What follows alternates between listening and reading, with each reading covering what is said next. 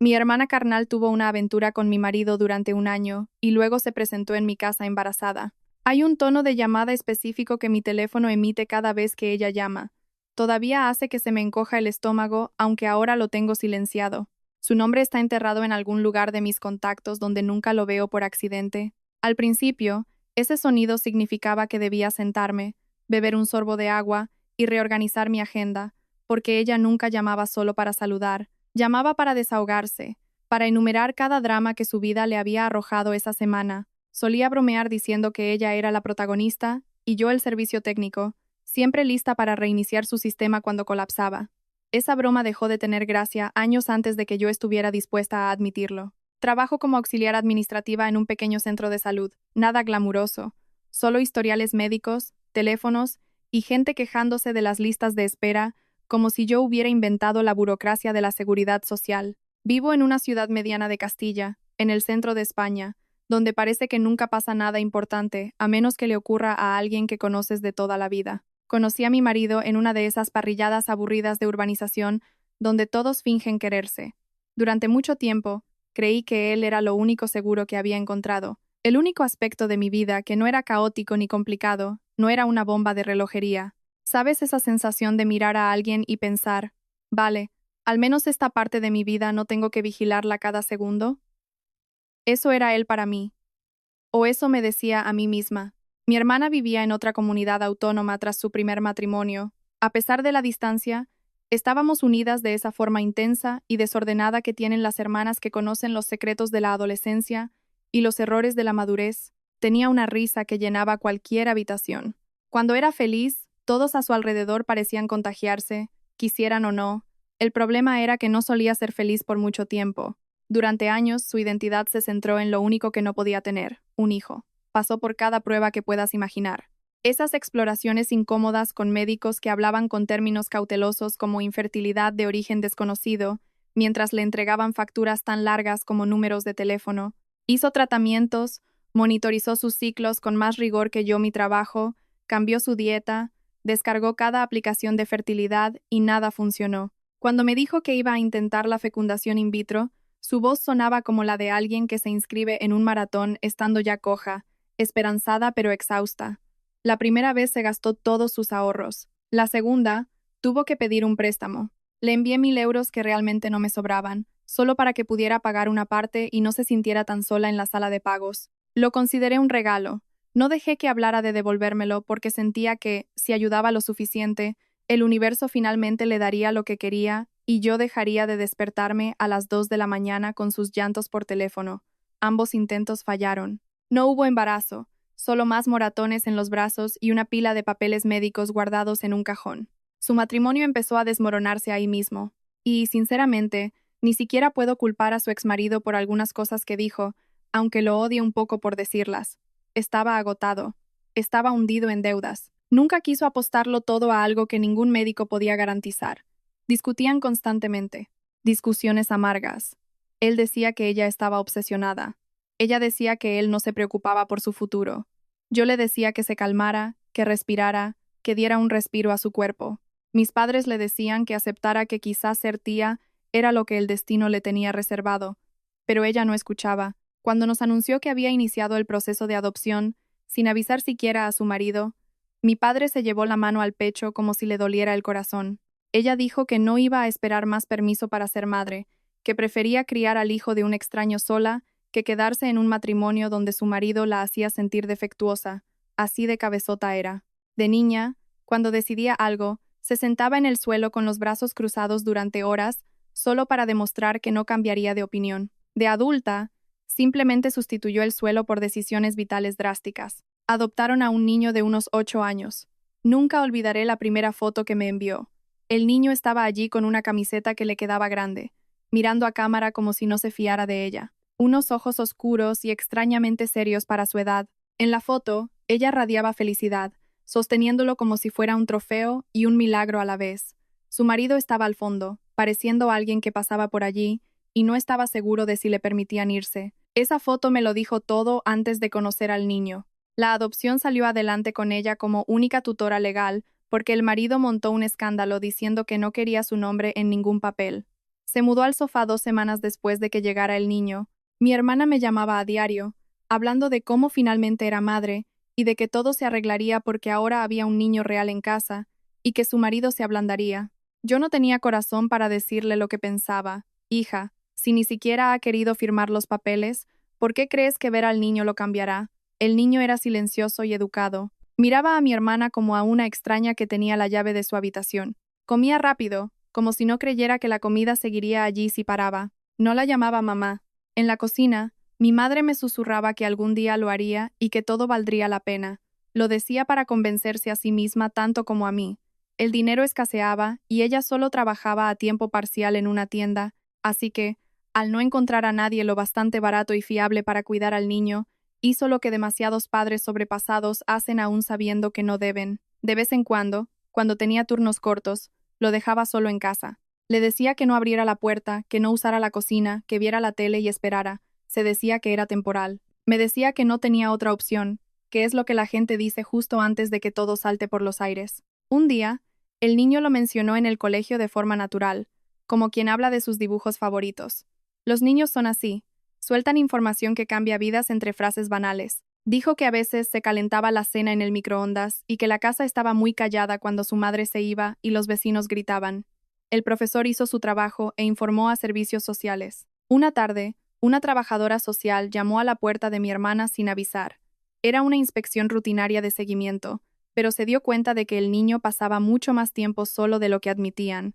Mi hermana intentó dar explicaciones, pero el horario pegado en la nevera y las respuestas sinceras del niño no encajaban con su versión. No fue una escena de película, no hubo gritos ni esposas, solo una decisión silenciosa y firme de que la situación no era segura. El niño volvió a hacer la maleta, aprendiendo de nuevo a perder un hogar.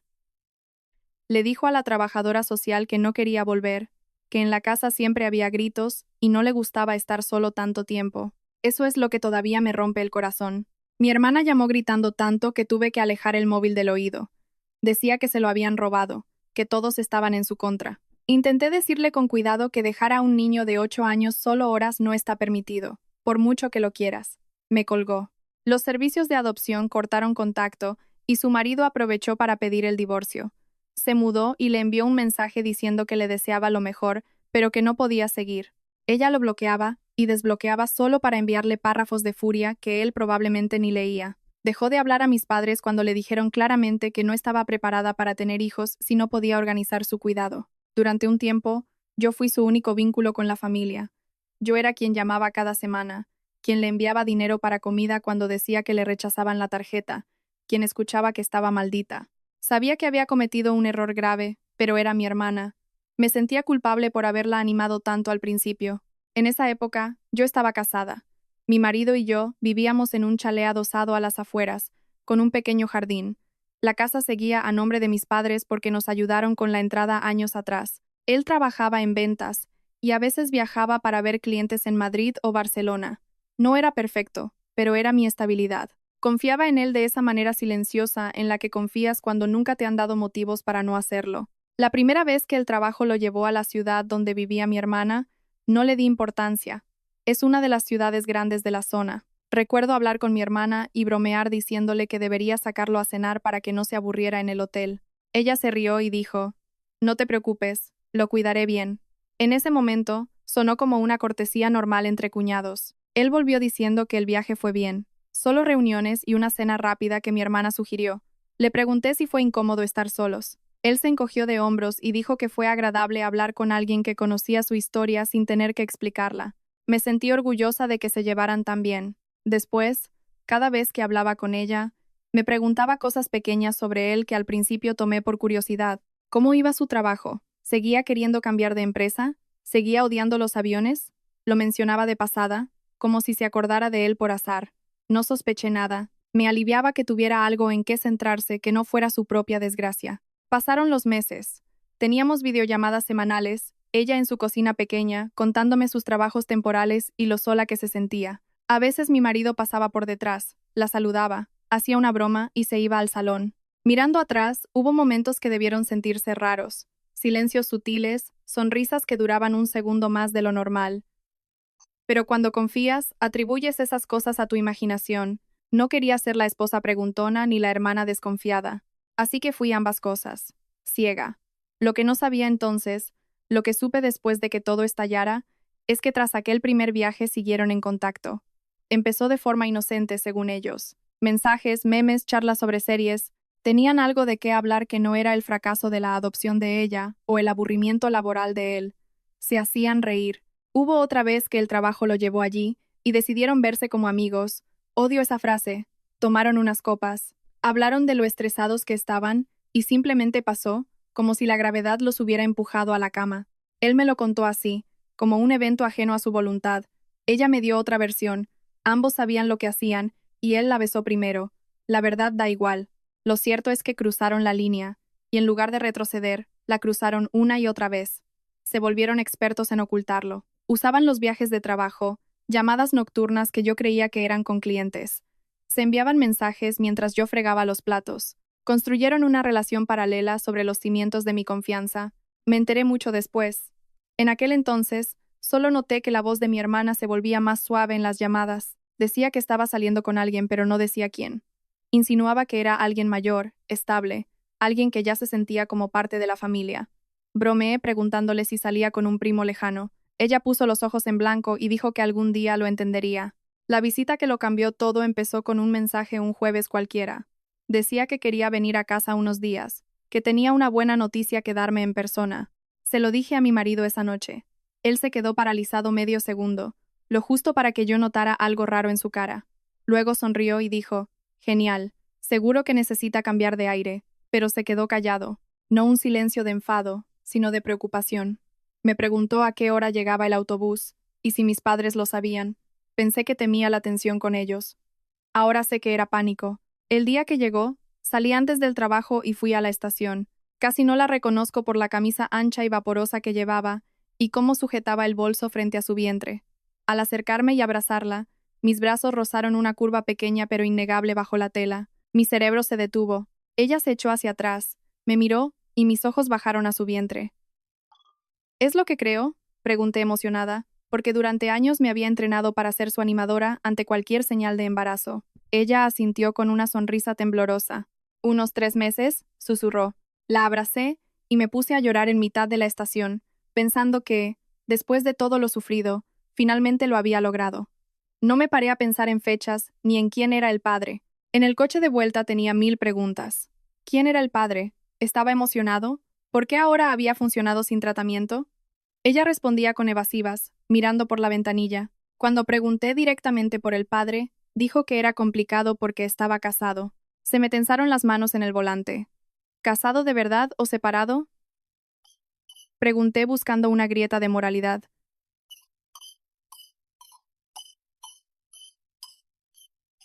«Casado», dijo, y añadió rápido. «Pero no es así. No lo entiendes. Es diferente». Se me revolvió el estómago. «¿Eres la otra?», dije con voz fría. Ella negó con la cabeza. «No, escúchame. No es un hombre cualquiera. Es infeliz en su matrimonio, desde hace mucho. Me ha dicho que se acabó, solo que aún no han firmado. Me quiere». Casi me echo a llorar de pura decepción al oír ese cliché, pero me contuve. Estaba embarazada y radiante. No quería romper su ilusión antes de llegar a casa. Al entrar en mi casa, miró a su alrededor como si conociera cada rincón, aunque solo había estado allí una vez. Preguntó por mi marido antes de quitarse los zapatos. Le dije que llegaría en unas horas. «Bien, tengo que hablar con los dos», dijo con un tono que me puso los pelos de punta. Hice té. Nos sentamos a la mesa y volví a preguntar por el padre. Ella seguía esquivando detalles, diciendo que llevaban casi un año, que se conocieron a través de mí, que al principio me enfadaría pero luego lo entendería. Repasé mentalmente a todos los casados que conocíamos, primos, amigos de mis padres. Ninguno encajaba. Pero, ¿quién es? Ni siquiera puedo imaginarlo. Ella miró su taza, apretándola hasta que sus nudillos blanquearon. «No te asustes cuando te lo diga», dijo. Esa frase que garantiza que te vas a asustar. Mi corazón latía tan fuerte que lo oía en mis oídos. Intenté bromear por puro nerviosismo. «¿Quién es? ¿Mi jefe?» Sería cómico y trágico a la vez. Ella me miró con ojos brillantes de miedo y negó con la cabeza. «No», susurró. «Es tu marido». Por un momento, creí haber oído mal, como si mi cerebro hubiera sustituido el nombre real por alguien imposible. Solté una risa nerviosa, muy graciosa. Inténtalo de nuevo. No se rió, no sonrió, se quedó mirándome. Y cuanto más duraba el silencio, más pesado se volvía el aire. Hablo en serio, dijo finalmente. Es él. Estamos juntos desde aquel primer viaje el año pasado. Es el padre del bebé. Me quedé helada. Sentí que toda la sangre se detenía. Empujé la silla hacia atrás con un chirrido. Me levanté porque no podía tenerla tan cerca. No, dije con voz temblorosa. No digas eso. No tiene gracia. Es enfermo. ¿Por qué bromearías con algo así? No es broma, dijo ella, y las lágrimas empezaron a caer.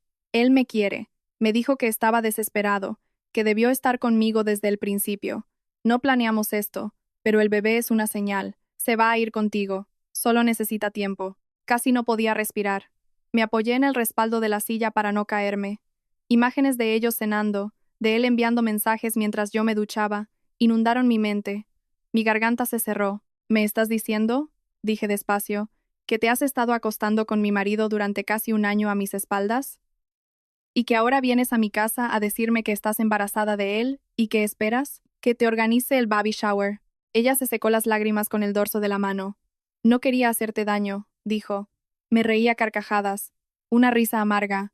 Perdí a mi hijo. Mi matrimonio se hundió. Todo. Cuando empezamos a hablar, sentí que por fin el universo me daba a alguien que me entendía. Sé que parece horrible, pero no es solo una aventura. Hay sentimientos reales. Él me eligió de verdad. ¿Y quieres que me sienta culpable? Algo en mí se rompió. Una ira caliente me subió por el pecho. Me imaginé zarandeándola, gritándole hasta que entendiera lo que había hecho. Tuve que alejarme. Vete, dije en voz baja. Vete de mi casa antes de que haga algo de lo que nos arrepintamos. Hablo en serio. Fuera. Ella me miró incrédula. ¿Me echas? He venido a decirte la verdad porque pensaba que merecías saberlo. Pensé que lo entenderías. ¿Entender que mi marido me ha traicionado con mi propia hermana y la ha dejado embarazada? Grité. No voy a entenderlo nunca. Lárgate. Ella se levantó despacio, llorando, y por un momento pareció la niña que me seguía por casa pidiéndome ropa prestada. Luego su cara se endureció. Dijo algo como, «Estás exagerando. Podríamos hablarlo como adultas». Yo solo repetí, «Fuera», hasta que recogió sus cosas y se fue hacia la puerta. Al salir, se giró con rabia. «Lo vas a perder igualmente. Él ya no quiere esta vida contigo. Nos quiere a nosotros. Solo estás retrasando lo inevitable». Cerró la puerta de un golpe. Me quedé en silencio en la casa vacía. El resto del día fue una nebulosa. Llamé al trabajo para decir que no iría al día siguiente. Caminé de la cocina al salón 100 veces. Llamé a mi marido una y otra vez. Daba señal y saltaba el buzón. Me decía que estaría en una reunión, que vendría a casa y me diría que ella mentía, pero las horas pasaban y la casa seguía vacía. Mi imaginación los puso juntos en algún hotel barato, él dándole la mano, diciéndole que saldrían de esta. Odié a mi cerebro por ser tan bueno escribiendo escenas que me herían. Cuando volvió, era casi medianoche. Oí su coche, el motor enfriándose, el forcejeo con las llaves. Entró oliendo a alcohol barato y a miedo. Estaba desaliñado, con la camisa por fuera, los ojos rojos. Se quedó petrificado al verme sentada en el sofá con la luz encendida. «Hola», dijo con voz ronca. «¿Sigues despierta?» Lo miré fijamente, memorizando el momento. «Ella ha estado aquí», dije con una calma que nos sorprendió a ambos. Me lo ha contado todo. Él ni siquiera fingió no saber de quién hablaba. Se dejó caer en el otro extremo del sofá y se cubrió la cara con las manos. En ese momento, hice algo que nunca pensé que haría con alguien a quien amaba.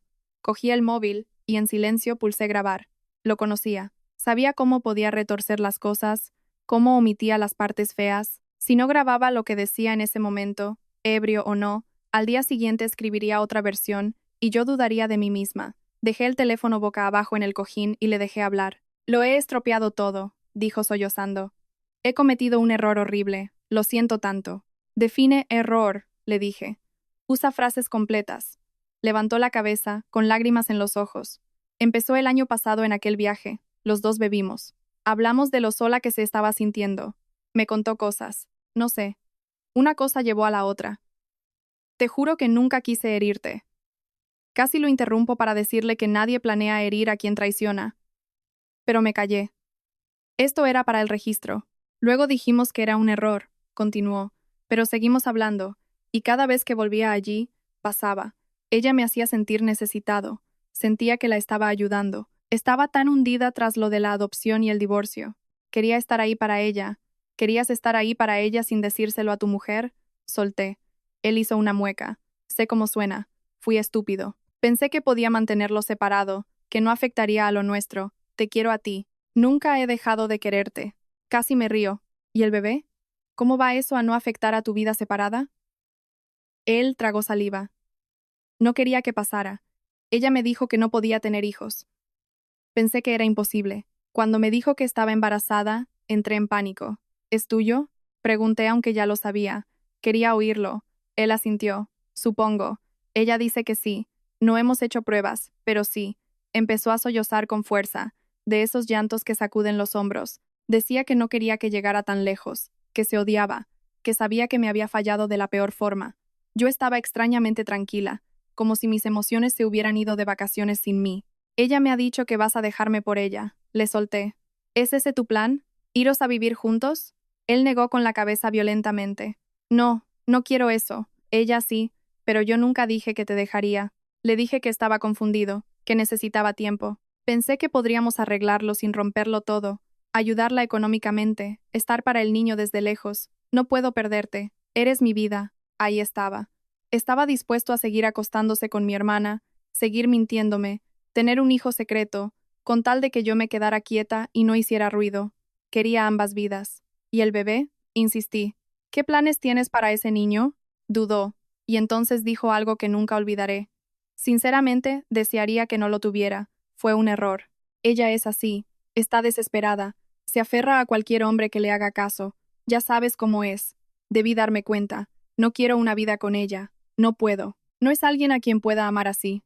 Oírlo hablar así de mi hermana, la misma a la que le había susurrado promesas durante meses, me dio más asco que la propia aventura. Quería convertirla en la loca, en la que lo forzó, mientras él jugaba a ser la víctima confundida.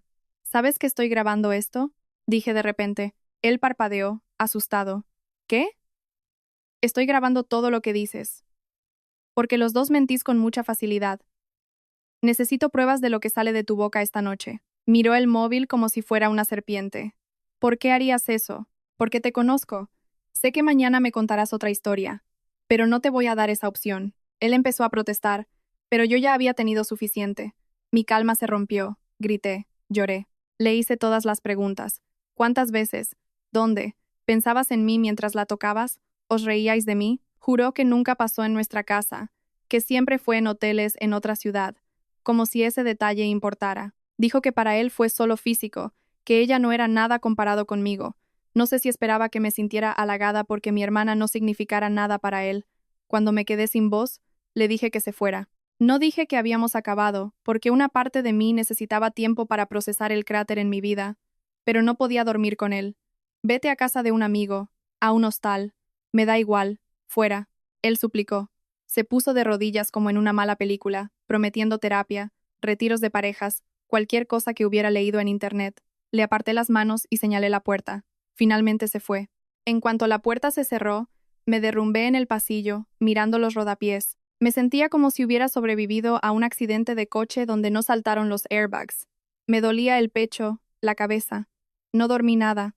Al amanecer, tomé una decisión. Si iban a destruir mi vida, no dejaría que ellos controlaran la narrativa.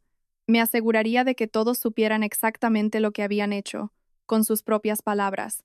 Llamé a mis padres primero. Mi madre lo cogió al tercer tono. Se lo solté directamente.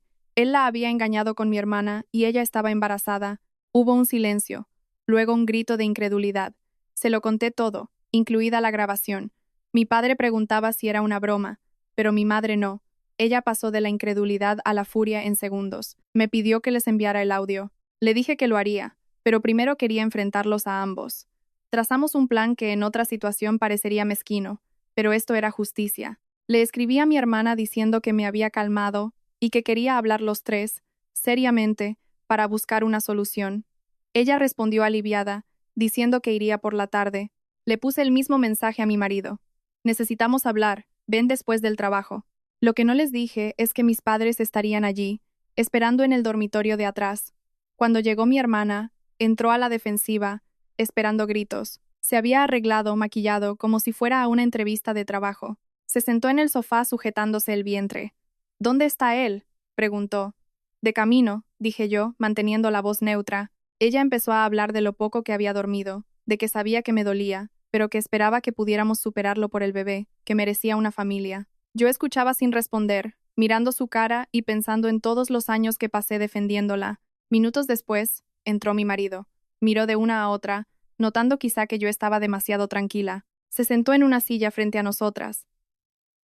Bien, dije yo. Ya estamos todos. Antes de hablar, quiero que escuchéis esto.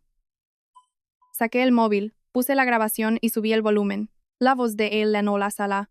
Oímos su confesión, cómo decía que nunca pensó en dejarme, su deseo de que ella no tuviera al bebé, y sus palabras llamándola desesperada y diciendo que no era alguien a quien pudiera amar. La cara de mi hermana pasó por el shock, la confusión, el dolor y la rabia en 30 segundos. Miró a mi marido mientras sus propias palabras la golpeaban. Cuando él la llamó un error, ella se estremeció. Él se levantó, intentando acercarse a ella. Era tarde, dijo él rápido, en pánico. Estaba borracho. No lo sentía. Estaba intentando, no sé, decirle lo que quería oír. Me has llamado desesperada, dijo ella en un susurro. Has dicho que nunca podrías amarme. No lo sentía, insistió él. Tenía miedo. Pensé que si le restaba importancia, ella no me dejaría. Estoy intentando arreglarlo hundiéndome a mí, gritó ella. Empezaron a discutir entre ellos, peleando por quién había herido más a quién en su traición mutua hacia mí. Fue entonces cuando abrí la puerta del dormitorio y salieron mis padres. La cara de mi hermana al verlos fue de terror puro. Mi madre entró con los labios apretados, blanca de rabia. Mi padre iba detrás, con la mandíbula tensa. Hija mía, ¿es verdad?, preguntó él. Su voz era terriblemente tranquila. ¿De verdad has hecho esto con tu cuñado? Ella intentó balbucear una explicación, que se querían, que no fue planeado, que lo había pasado mal. Intentó pintar un romance trágico sobre una traición asquerosa. Mi madre no la dejó acabar. Le has robado el marido a tu hermana, dijo temblando. Después de todo lo que ella ha hecho por ti, de cómo te ha defendido, has mirado lo único estable de su vida y has decidido que también lo querías. Mi hermana rompió a llorar, sollozos fuertes. No fue a propósito, decía. Mi padre la cortó con una frase cruel y definitiva. No eres mi hija, dijo. Vete de esta casa y no vuelvas. Ella lo miró como si le hubiera pegado. No puedes decir eso, susurró. Lo digo muy en serio, respondió él. Tú has elegido esto. Te has elegido a ti sobre tu familia una y otra vez. No esperes que paguemos tus platos rotos. Ella me miró a mí buscando clemencia. Durante años, yo había sido la traductora entre su caos y la rectitud de mis padres. Esta vez no. La miré a los ojos y dije, te has quedado sola. Tú has provocado esto. No puedes llorar para librarte de las consecuencias. Se levantó temblando. Mi marido intentó tocarle el brazo, quizá por instinto, pero mi madre le apartó la mano de un golpe, y entonces hizo lo que yo no esperaba. Le dio una bofetada a él, una que sonó en toda la casa. Has destruido a mi familia, le dijo. Has humillado a mi hija. Te has sentado a nuestra mesa. Nos has abrazado mientras te acostabas con su hermana. Eres basura. Él no se defendió. Se quedó con la cabeza baja y la mejilla roja. Fue lo suficientemente educado para callarse. Todo fue rápido después. Mi padre le dijo que se fuera y que un abogado contactaría con él. No queríamos un drama judicial eterno, pero sí que todo quedara por escrito para que no pudiera retorcer la historia. Le dio una semana para sacar sus cosas. Mi madre acompañó a mi hermana a la puerta, sin abrazos. Solo abrió la puerta y dijo, no me llames, y la cerró tras ella. Me quedé en el pasillo viendo cómo las dos personas que más me habían herido se veían pequeñas y patéticas, mientras mis padres se habían convertido en cuchillos afilados para defenderme. Días después, pedí el divorcio. No fue un proceso largo, no teníamos hijos. Legalmente, la casa era de mis padres, y él tuvo la decencia de no pelear por nada. Firmó todo y se mudó a un piso de alquiler al otro lado de la ciudad. Envié la grabación a su madre y a su hermano. Su familia es muy católica, de los que consideran pecado una copa de vino de más. No lo hice por maldad, sino porque sabía que él intentaría vender la historia de un error mutuo. Quería que oyeran su voz diciendo que mi hermana era patética y que ojalá el bebé no existiera. Su madre me llamó llorando, pidiéndome perdón, diciendo que no lo había criado así.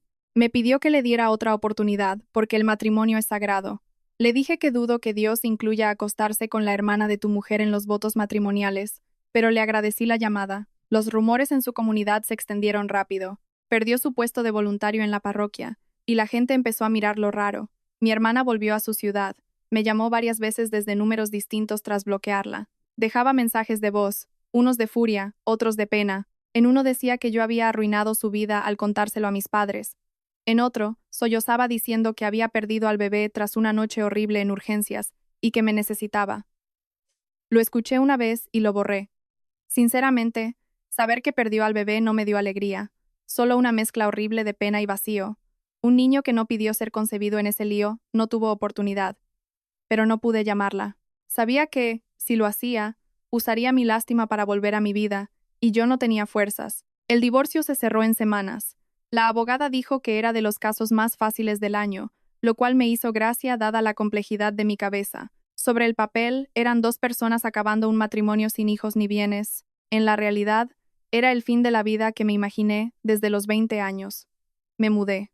Mis padres me ofrecieron su casa, pero necesitaba espacio. Encontré un piso pequeño, nada lujoso, pero con una cocina luminosa y vistas a un parque. Compré un sofá barato, una mesa vieja y platos desparejados.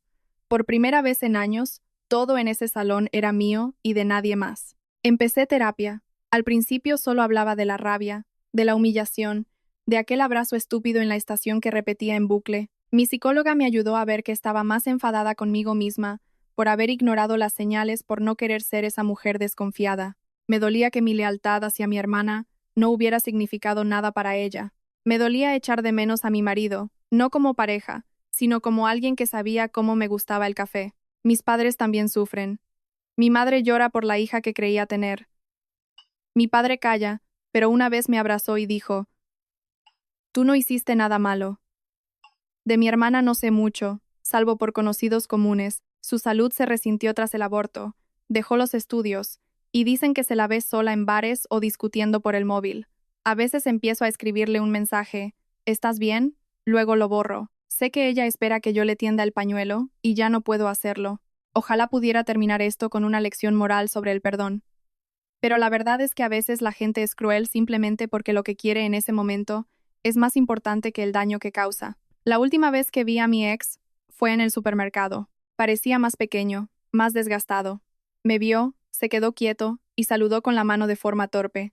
Yo asentí y seguí comprando.